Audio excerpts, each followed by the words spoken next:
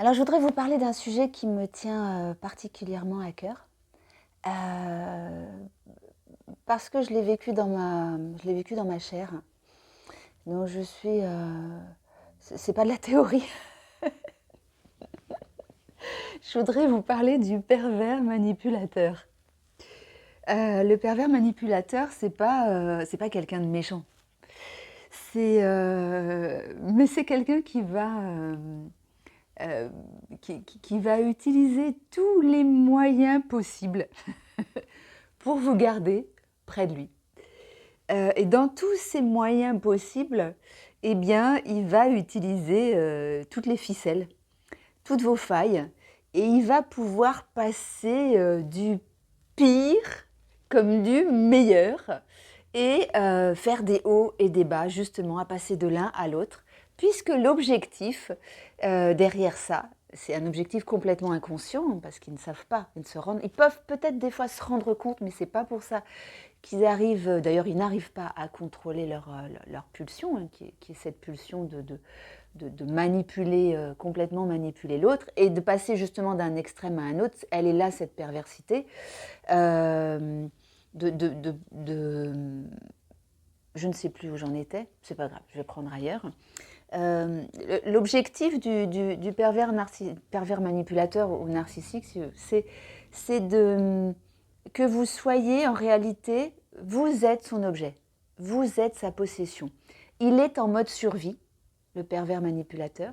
Il pense que sans vous, il ne peut pas vivre. Il a besoin de l'amour, de votre présence, de votre corps, de ce que vous lui apportez pour vivre. Vous êtes comme ces électrons, son énergie.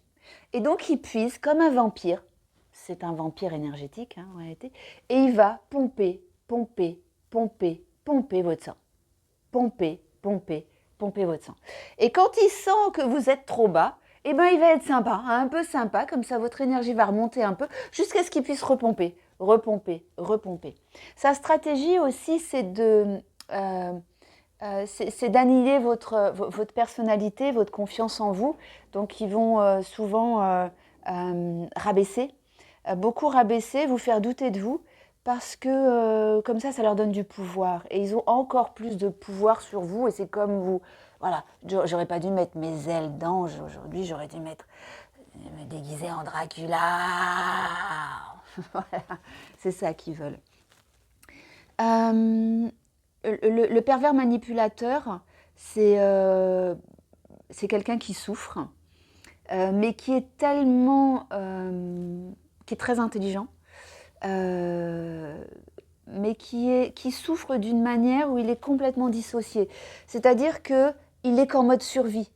Donc il va être très très froid, très calculateur, parce que lui, ce qu'il veut, c'est garder sa proie. C'est comme un guépard, si vous voulez. Le guépard ou le léopard. Ils ne sont pas dans les émotions. Hein. Oh, et ma victime, et ma proie, et machin. Non, non, non, c'est... Je prends, je fonce, je prends. Ouais. Euh, Qu'est-ce qui fabrique les pervers manipulateurs? Eh bien, les pervers manipulateurs, ils sont fabriqués par leur éducation, bien évidemment. Mais c'est une éducation très particulière. C'est une éducation où il y a eu un parent très toxique, un parent qui aime passionnément, mais qui en même temps peut être le pire des parents. C'est du genre je t'aime, je te déteste. Donc un parent très fusionnel, mais dans le je t'aime, je te déteste. Et l'autre parent qui devrait être un contre-pouvoir qui est absent et qui ne rentre pas dans ce binôme parent-enfant, ou qui est absent parce qu'il a abandonné, ou il a lâché l'affaire face à l'autre parent qui est toxique et qui laisse faire sans se rendre compte des dégâts. Et voilà typiquement ce qui crée des enfants et des adultes pervers manipulateurs.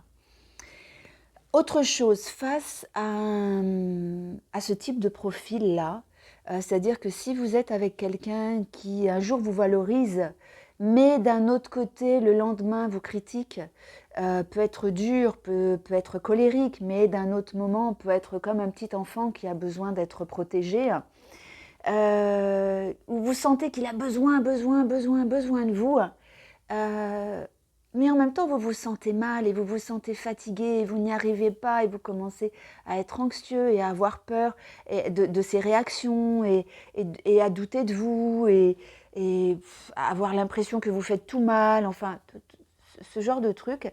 Il peut même ouvertement vous critiquer en vous disant que vous n'êtes pas à la hauteur, que vous n'êtes pas assez bien. Ou ça peut être très subtil en un discours. Moi, j'avais entendu ça qui était ah non, mais de toute façon, toutes les femmes sont. Ah, toutes les femmes. Donc ça veut dire moi aussi. Voilà.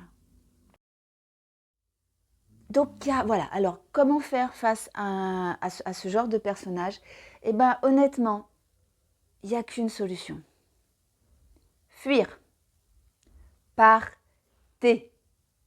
Partez, partez, partez, partez loin. N'essayez pas de justifier, n'essayez pas d'expliquer, n'essayez pas de vous excuser, n'essayez rien, partez, fuyez, sauvez-vous. Il faut vraiment à un moment donné être dans c'est toi ou c'est moi, c'est vous ou lui, sauvez-vous.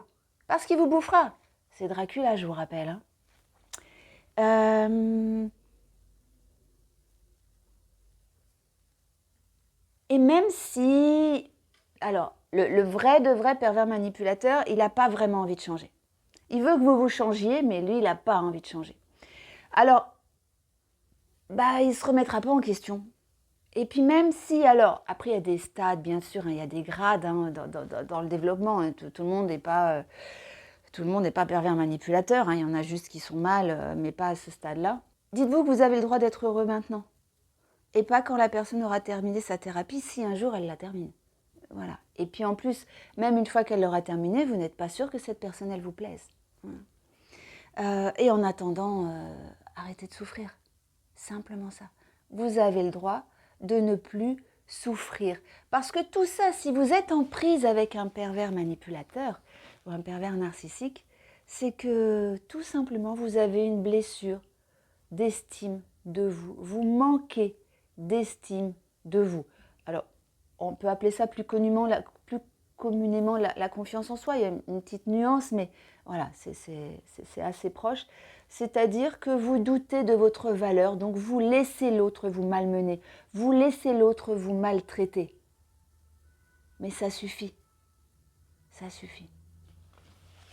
Il est temps de prendre votre vie en main, il est temps de vous sauver. Moi, j'ai réussi à le faire. Je l'ai réussi à le faire assez vite parce que j'avais déjà pas mal bossé sur moi et j'avais pas perçu que j'avais encore cette faille-là dans laquelle il était rentré. Après, il y avait d'autres choses aussi qui jouaient dans cette relation, qui était une reproduction des schémas familiaux. Ça, je vous en parlerai dans une autre vidéo. Et où c'est quelqu'un qui, pour vous raconter un peu l'histoire, hein, c'est quelqu'un que j'ai rencontré qui ressemblait à mon père. Mais je vous jure, physiquement, il ressemblait à mon père. Et moi, je vous jure, je ressemblais à sa mère. C'était fou.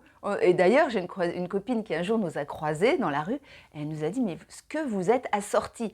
Ah ben oui, c'est sûr que s'il ressemble à mon père, que je ressemble à sa mère, ça veut dire qu'on pourrait être frères et sœurs. Voilà, bon. Ça touche loin, c'est vraiment ça, c'est les schémas familiaux, on n'imagine pas tout ce que ça peut faire. Hein, voilà. Mais et donc, c'est venu toucher ça, donc ça a duré peu de temps, ça a été très très dense, très fort. J'avais même l'impression des fois, c'est pour vous parler de ces excès des pervers manipulateurs, c'est-à-dire que des fois j'avais l'impression d'être dans un film. Je me dis mais c'est pas possible, je suis au cinéma. C'est pas possible que le comportement que je vois en face de moi, qui était tellement excessif, soit vrai. C'était pas possible. Mais c'était un sacré jeu d'acteur. Je vous le garantis. Hein. Ouh là là! C'était de se mettre à genoux et à m'enserrer les jambes pour pas que je parte, à dire je vais me jeter par la fenêtre, je vais m'éclater la tête contre les murs, mais sans compter, je vous parle pas des noms d'oiseaux, enfin, etc. C'était, mais de tous les... Il appuyait sur tous les boutons possibles. Voilà. Il m'a même tenue en otage. Vraiment, hein, vraiment, c'était horrible. C'était horrible, je dois vraiment le dire, d'être retenue contre sa volonté. Et de ne... Ouais, c'était vraiment, vraiment des moments horribles. Et c'est pour ça, n'espérez pas. N'espérez pas que l'autre change, n'espérez pas que l'autre vous comprenne, n'espérez pas que l'autre vous respecte. C'est-à-dire, s'il a déjà commencé à vous piétiner, alors c'est déjà trop tard. Partez. Ne donnez plus signe de vie. C'est pas important. S'il y a des enfants, mettez un avocat dans l'affaire. Tournez-vous vers vos meilleurs amis et votre famille. Ils sont là pour vous. Et avouez. Vous pouvez dire. N'ayez pas honte. Vous n'avez pas à avoir honte. Vous êtes juste une victime. Et il n'y a pas à avoir honte d'être une victime. Ce qui va être intéressant, et ça je vous l'expliquerai aussi dans d'autres vidéos, c'est comment sortir de la victime. Et ce qui a pu amener ça chez vous. Je crois que j'ai fait le tour. Ah oui, oui, ça va être normal aussi quand vous vous séparez. Eh bien, oui, c'est normal pendant quelque temps d'avoir peur. Parce que comme l'autre vous a tellement peu respecté dans votre intégrité, qu'elle soit physique, morale, émotionnelle, dans vos mouvements, dans tout, qu'effectivement, à un moment donné, et on regarde un peu derrière soi pour savoir si l'autre n'est pas encore là en train de nous suivre. Voilà. Mais au bout d'un moment, ça passe. Je vous le garantis, ça passe. Parce que l'autre, qu'on soit très très clair, et ça va être vraiment un message d'espoir pour vous, c'est que l'autre, il est déjà passé à autre chose. Parce que l'autre, il a un besoin vital de sang.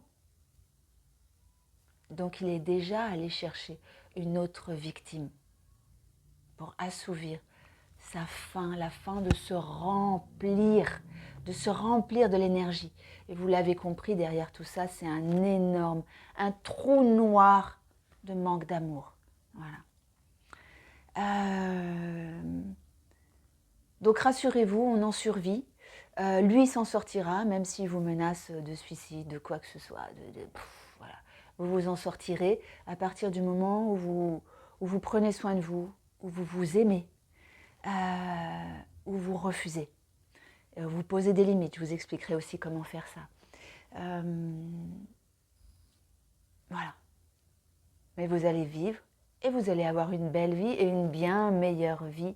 Et vous avez le droit à un amour qui soit respectueux, épanouissant, valorisant, soutenant, protecteur, sans être étouffant. Un amour inconditionnel. Voilà. Bon, j'en ai fini pour aujourd'hui. Salut!